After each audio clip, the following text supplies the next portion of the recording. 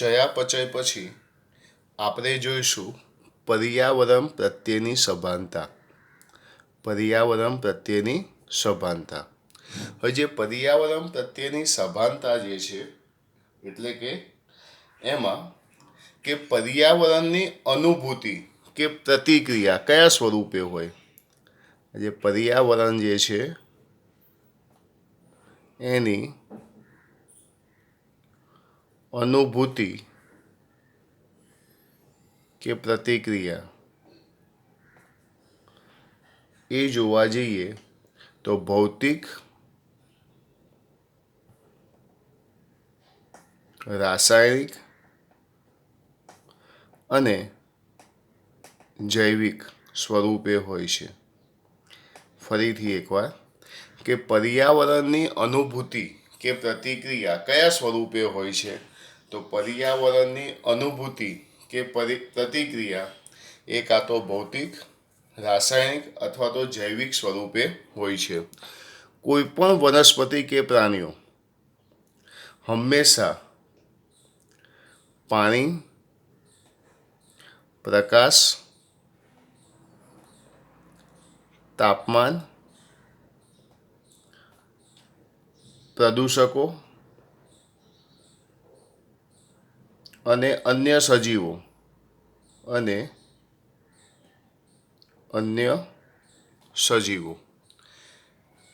વનસ્પતિઓ કે પ્રાણીઓ કયા બાહ્ય પરિબળો સામે પ્રતિક્રિયા દર્શાવે છે. તો આ બધા જે છે એ શું છે? બાહ્ય પરિબળો. તો કયા કયા બાહ્ય પરિબળો સામે પ્રતિક્રિયા દર્શાવે?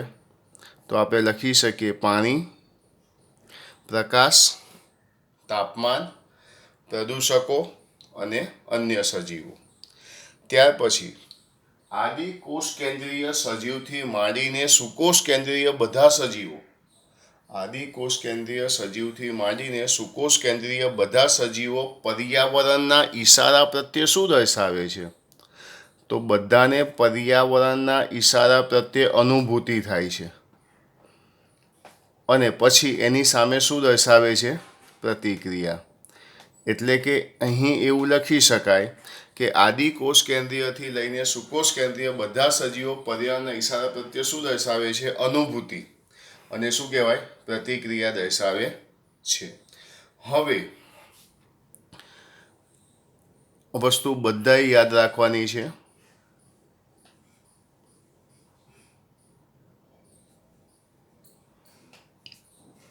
કે કોષીય સ્તરે સજીવોનું સંગઠન સમજાવો.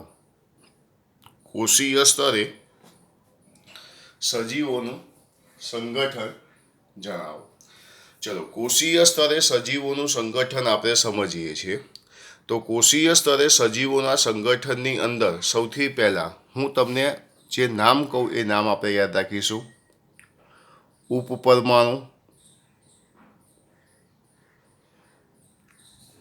ઉપપરમાણુ, પછી આપણે જોવા જઈએ ઉપપરમાણુ, પછી આપણે જોવા જઈએ પરમાણુ, પછી આપણે જોવા જઈએ અણુ, પછી જોઈએ અંગિકા. એટલે પહેલાં બધા 4 નામ યાદ રાખીશું. ઉપપરમાણુ, ઉપપરમાણુમાંથી પરમાણુ, પરમાણુમાંથી અણુ, અણુમાંથી અંગિકા. ઉપપરમાણુ, પરમાણુ, અણુ, અંગિકા. અંગિકા પછી શું લખીશું? કોષ. પછી શું લખીશું આપણે? કોષ. અંગિકા પછી અહીં આપણે જઈશું કોષ. કોષોનો સમૂહ એટલે શું કહીશું? પેશી. પેશીનો સમૂહ એટલે અંગ. અંગમાંથી બનશે અંગતંત્ર. અંગતંત્રમાંથી બનશે સજીવ. તો અહીં મેં બીજા 5 નામ લખ્યા. ઉપપરમાણુ, પરમાણુ, અણુ, અંગિકા, કોષ, પેશી, અંગ, અંગતંત્ર, સજીવ. સજીવ પછી આવશે સજીવોથી બનશે જાતિ. જાતિથી બનશે વસ્તી. વસ્તીથી બનશે સમાજ. સમાજમાંથી બનશે નિવસન તંત્ર. સમાજમાંથી બનશે નિવસન તંત્ર. નિવસન તંત્રમાંથી બનશે દ્રશ્ય ભૂમિ. નિવસન તંત્રમાંથી બનશે દ્રશ્ય ભૂમિ અને દ્રશ્ય ભૂમિમાંથી બનશે છેલ્લે જીવાવરણ. એમાંથી છેલ્લે શું બનશે? જીવાવરણ. તો અહીં આપણે એક આ વસ્તુ ખાસ ધ્યાન રાખીશું કે કોષીય સ્તરે સજીવોનું સંગઠન જણાવો. તો ચલો કોષીય સ્તરે સજીવોનું સંગઠન આપણે જોઈએ છે તો સૌથી પહેલાં શું આવશે? ઉપપરમાણુ, પરમાણુ, અણુ, અંગિકા, કોષ, પેશી, અંગ, અંગતંત્ર, સજીવ, જાતિ, વસ્તી, સમાજ, નિવસન તંત્ર, દ્રશ્ય ભૂમિ અને જીવાવરણ. હવે ધારો કે હું એમ કહું કે પેશી છે, આ પેશી, પેશીના ગુણધર્મો કોના પર આધાર રાખે છે? તો પેશીના ગુણધર્મો કોષ ઉપર આધાર રાખે, પણ કોષના બંધારણ ઉપર નહીં, કોષમાં થતી આંતરક્રિયાઓ ઉપર.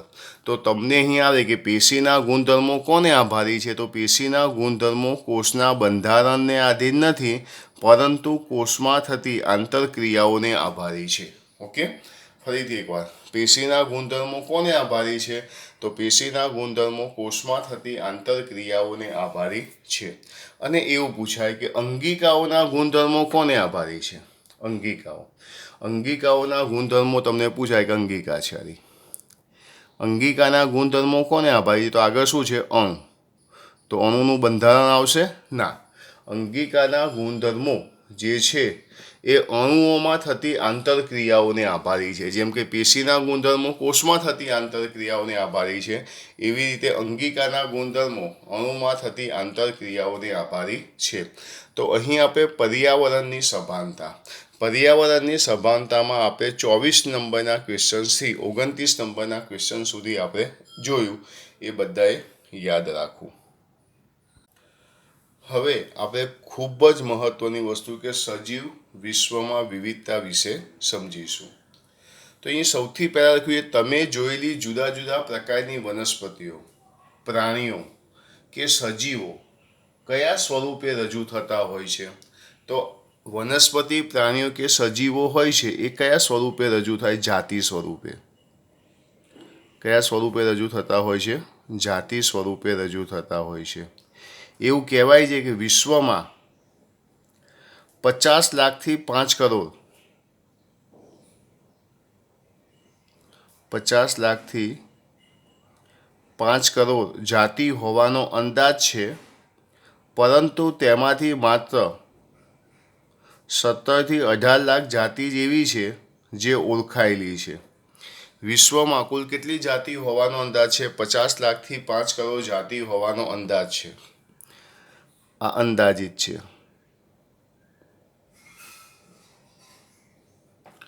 પણ 17થી 18 લાખ જાતિ જેવી છે જે ઓળખાયેલી છે.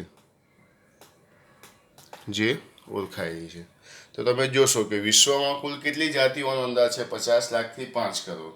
પણ ઓળખાયેલી કેટલી છે? 17થી 18 લાખ જાતિ જેવી છે જે ઓળખાયેલી છે. પૃથ્વી પર જે સજીવોની સંખ્યા છે, સજીવોના જે પ્રકારો છે, એ બધા ભેગા થઈને જૈવ વિવિધતાનું નિરૂપણ કરે છે, નિર્દેશન કરે, નિરૂપણ કરે. જૈવ વિવિધતા, બાયોડાયવર્સિટી. હું અહીં એમ કહું, પૃથ્વી પર રહેલા સજીવોની સંખ્યા અને પ્રકારો શાનું નિર્દેશન કરે છે? જૈવ વિવિધતાનું નિર્દેશન કરે છે.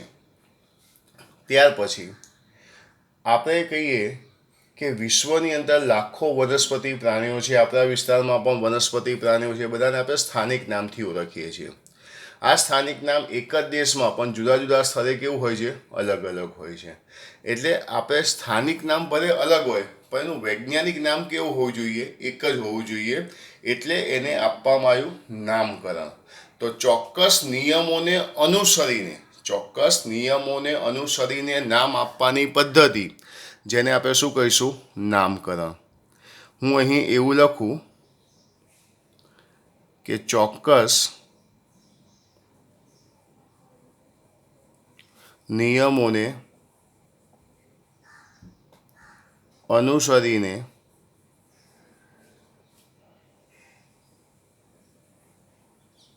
નામ આપવાની પદ્ધતિ. જેને શું કહેવામાં આવે છે? તો ચોક્કસ નિયમોને અનુસરીને નામ આપવાની પદ્ધતિને નામાધિકરણ નોમેનક્લેચર કહેવામાં આવે છે. હવે નામકરણ તો ત્યારે જ શક્ય બને છે જ્યારે તેનું સચોટ વર્ણન આપેલું હોય અને તે નામ સાથે સંકળાયેલા સજીવ વિશે આપણે જાણતા હોઈએ તો એની શું કહેવામાં આવે છે? ઓળખ વિધિ. ઓળખ વિધિ એટલે આઈડેન્ટિફિકેશન. ઓળખ વિધિ એટલે નામકરણ જે છે ત્યારે જ શક્ય બને કે જ્યારે તેનું સચોટ વર્ણન હોય. જ્યારે તેનું શું હોય?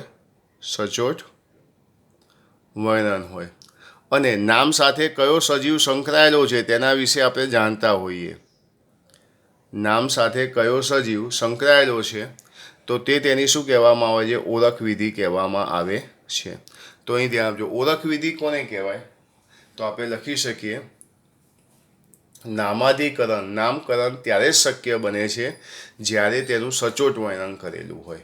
નામકરણ ત્યારે જ શક્ય બને છે કે જ્યારે તેનું સચોટ વર્ણન કરેલું હોય અને આપણે જાણતા હોઈએ કે નામ સાથે કયો સજીવ સંકળાયેલો છે તો તેની શું કહેવામાં આવે છે? ઓળખ વિધિ કહેવામાં આવે છે, આઈડેન્ટિફિકેશન કહેવામાં આવે છે. હવે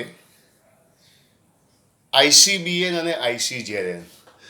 હવે અભ્યાસને સરળ બનાવવા માટે ઘણા બધા વૈજ્ઞાનિકોએ દરેક સજીવના શું નામ આપ્યા છે? વૈજ્ઞાનિક નામ આપ્યા છે.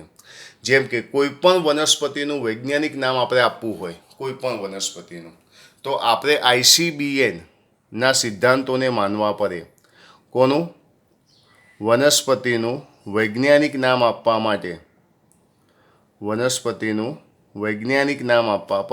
માટે આપણે ICBN ના સિદ્ધાંતો અને માપદંડને અનુસરવા પડે. એવી જ રીતે કોઈ પણ પ્રાણીનું વૈજ્ઞાનિક નામ તમારે આપવું છે, તો તમારે ICZN ના સિદ્ધાંતોને માન્ય રાખવા પડે. તો ICBN ઇન્ટરનેશનલ કોડ, IC નો મતલબ international code four botanical nomenclature, international code four zoological nomenclature. એટલે વનસ્પતિનું વૈજ્ઞાનિક નામ આપવા માટે ICBN ના સિદ્ધાંતો અને માપદંડને અનુસરવા પડે છે. તેવી જ રીતે પ્રાણીનું વૈજ્ઞાનિક નામ આપવા માટે ICZN ના સિદ્ધાંતો અને માપદંડને અનુસરવા પડે છે. ICBN international code four botanical nomenclature અને ICZN એટલે international code four zoological nomenclature. તો અહીં સજીવ વિશ્વમાં વિવિધતામાં આપણે 30થી 37 પ્રશ્નોની ચર્ચા કરી. આપણે લાસ્ટ લેક્ચરમાં 1થી 15 સવાલો આપણે ભણેલા અને હવે આજે આપણે 16થી 37 પ્રશ્નો પૂરા કર્યા. દરેક વિદ્યાર્થી મિત્રોએ ક્વેશ્ચન્સ અને આન્સર એક વ્યવસ્થિત રીતે ચોપડામાં તમારે લખી દેવા અને સમજવા. ઓકે.